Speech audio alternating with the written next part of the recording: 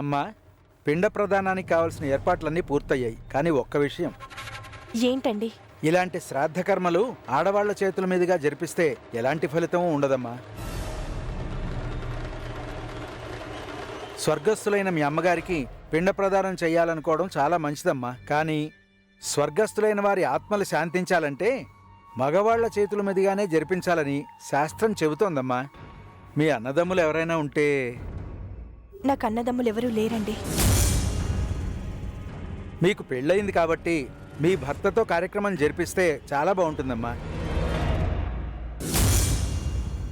వెళ్ళి మీ భర్తను తీసుకురండమ్మా.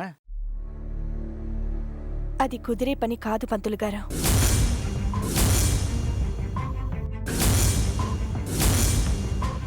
అంటే మీ భర్తకి ఇలాంటి వాటి మీద నమ్మకం లేదా అమ్మా? ఆయనకి నమ్మకం లేక కాదండి, ఆయనతో మా అమ్మకి పిండ ప్రదానం చేయడం నాకిష్టం లేదు.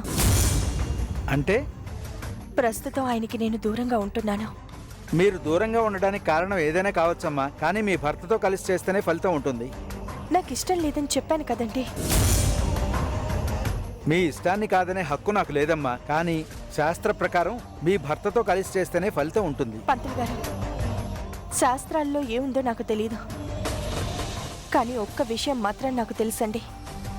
ఆడైనా మగైనా మనస్ఫూర్తిగా ఒక మంచి పని చేయాలని సంకల్పించినప్పుడు ఆ సంకల్పం శాస్త్రం కన్నా గొప్పదని నా అభిప్రాయం.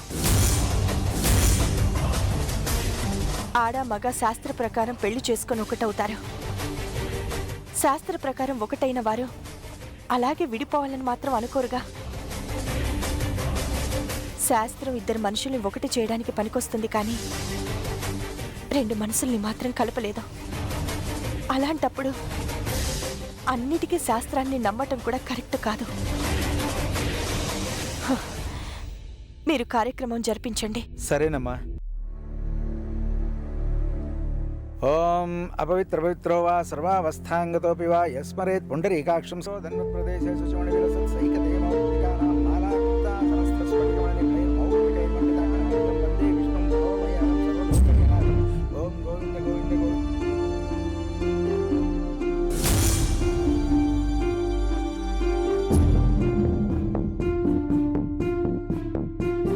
పురుషాయ శాశ్వతే సహస్రకోటియుగధారిణే నమః. బ్రాహ్మణో బ్రహ్మీ బ్రహ్మజ్ఞో బ్రాహ్మణ ప్రియ మహాక్రమో మహాకర్మ మహాతేజ దర్పః దర్పదో దృప్తో దుద్ధరో ధాపరాజిత విశ్వమూర్తిర్మహామూర్తిర్దీప్తమూర్తిరమూర్తిమాన్ సూర్యాదీనాం నవానాం గ్రహాణాం అత్యంత ఆనుకూల్యత ఫలసిద్ధిరస్తు.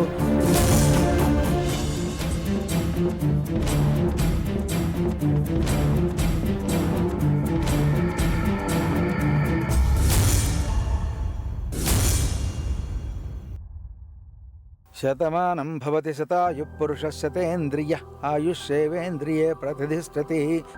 ఇష్టకామ్యార్థఫలసిద్ధిరస్తు వంశాభివృద్ధిరస్తు చిరంజీవ సుఖీ భవ మనోవాంఛాఫలసిద్ధిరస్తు.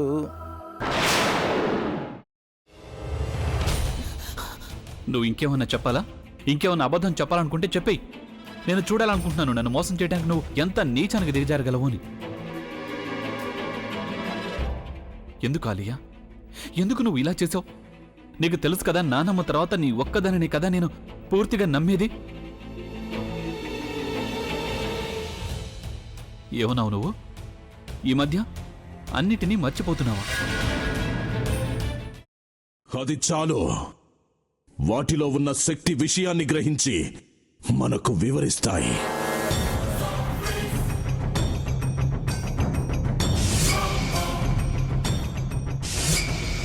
ఎవరు ఆ దండ విప్పొద్దు, గది తలుపులు తెరవద్దు.